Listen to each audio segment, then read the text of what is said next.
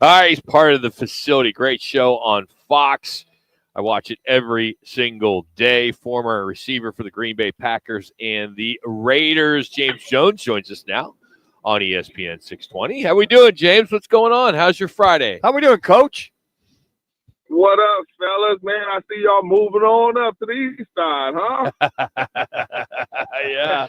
Not like you, man. We got the faces for radio, so we don't have those nice suits. And hey, let me ask you, though. I watch your show every day, all right? And as much as I can when it's on. But is it cold in that studio? You guys are always wearing jackets. What's up with that? It's just a styling thing? Man, it's ice cold in there, and we blame Acho, man. Acho got it ice cold in there. The AC pumped all the way up like we playing in Green Bay, Wisconsin, man.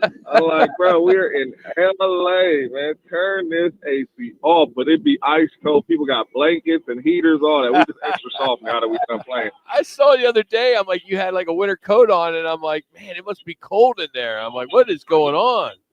Where is? And God.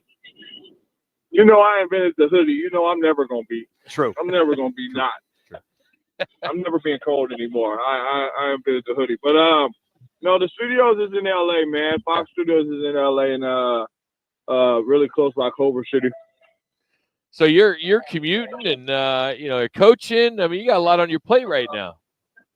Yeah, I'm commuting. I'm coaching my two boys. I'm the Chandler Bears, and I'm helping out at Chandler High School. You know what I mean? Just trying to get back to these kids. But yeah, I fly back and forth a couple of days, and obviously I'm here on the weekends. Yeah. This chemistry with you guys on the set like that. I mean, you guys do a good job of agreeing to just basically disagree. So, after it's all said and done, are you winning most of those disagreements? 90% of the time, there, James? Well, we got a saying on the show that LaShawn McCoy is never wrong, because that's how he approaches everything. I can see that. But I will tend to lean towards me saying that I am always right. Hey, after it's all said and done, watching the Super Bowl and just watching the Eagles just basically dominate, for teams that are trying to get to the next level, let's just say the Cardinals or even the Jaguars down the road, what was the commonality with both those teams this year, James, that a lot of teams could learn from? Well, number one, you need a little luck on your side, number one. Okay. Number two, you need players that are not making a lot of money to have big-time impact. And you need solid quarterback play, but the main thing is you need to stay healthy. The Philadelphia Eagles, for the most part, all year long, was extremely healthy. That is number one. So you go during the whole season, you don't have a lot of key injuries, you're able to go make a good push at it. You had really good young players and veteran players that weren't making a lot of money that played at an all-pro, Pro Bowl level. And that's how you build championship football teams, man. When we won the Super Bowl in Green Bay, we had a lot of guys that were on their first contract that contributed big time, that had big time years and all that, on top of the other guys staying healthy and the other guys having big time years that was already superstars. So you need a little luck, man. You need those guys that's not making a lot of money to play at a high level, and you got to stay healthy, man. And that's what the Philadelphia Eagles did this year, man. And I thought they were the dominant team all year long. I definitely wasn't surprised that the Super Bowl went that way.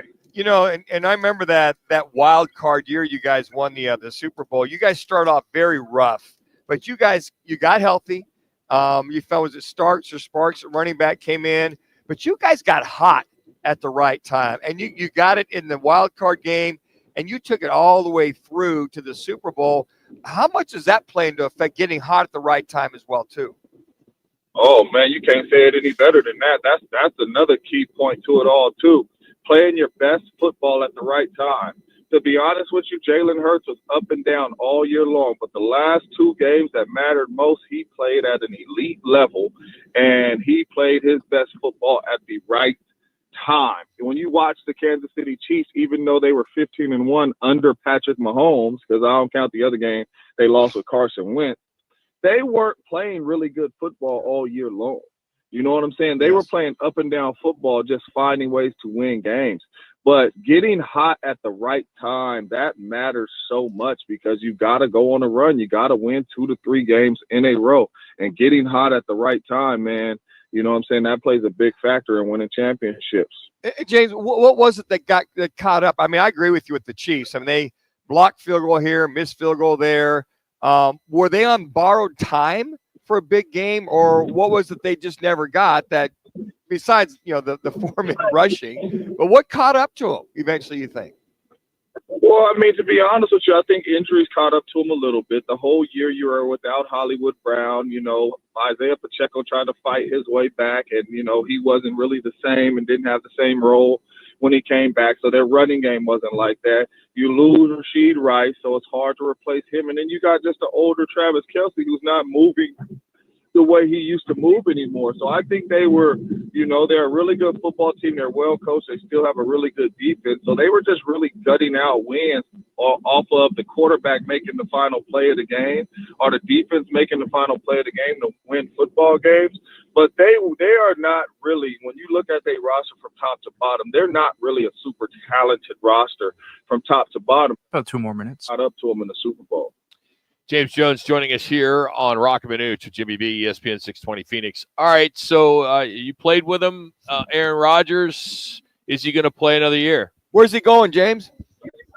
Man, I'm praying that he plays another year. I do not want to see him retire because I do not want to see him go out like that. And that's just me talking as his brother and talking selfishly.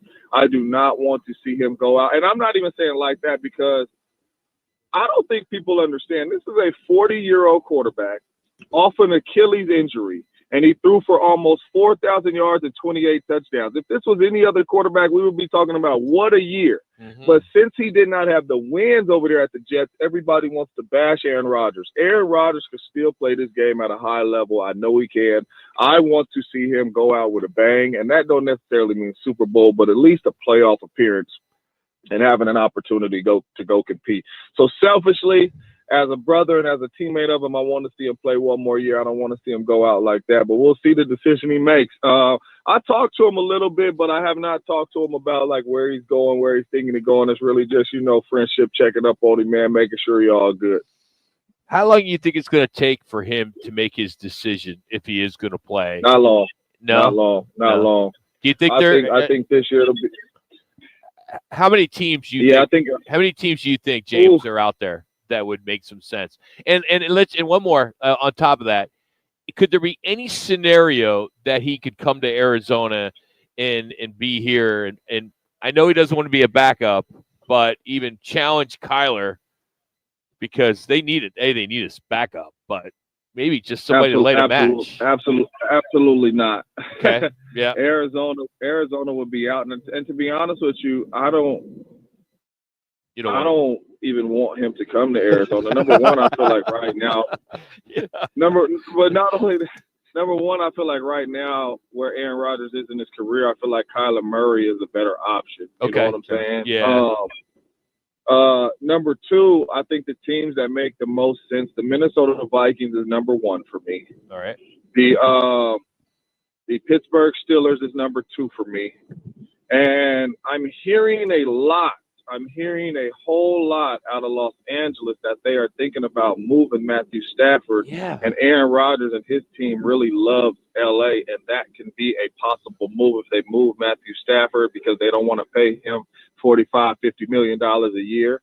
And if they move him, Aaron Rodgers could be a true option for the Los Angeles Rams. And then my last one is, man, sit Brock Purdy on ice for just 1 year and see how far you could go with Aaron Rodgers and the San Francisco 49ers. Oh, Coach Minucci, who trains Brock, is not happy about that one there, James. Everybody has their opinion, James. We can just agree to disagree on that one.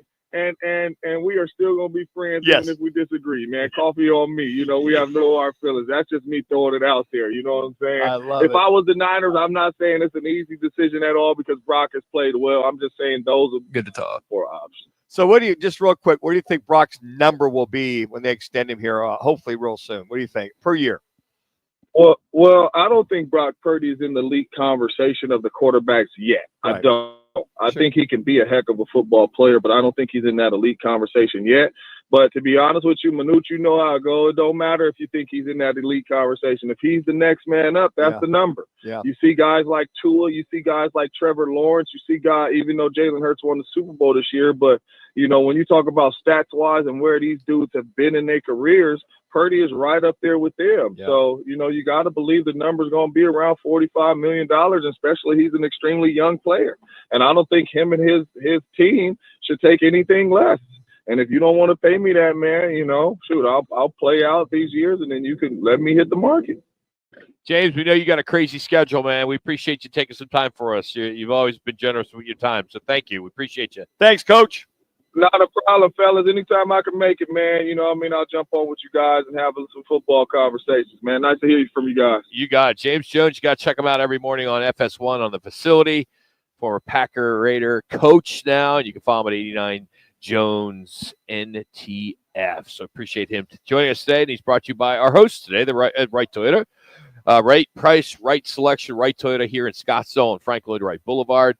They have the right deal for everyone. Right now, you can check out all their inventory of their pre-owned certified vehicles under $15,000. Everything's up on the website at righttoyota.com. We got one more to go. We'll finish up. We got our Learner Row one call and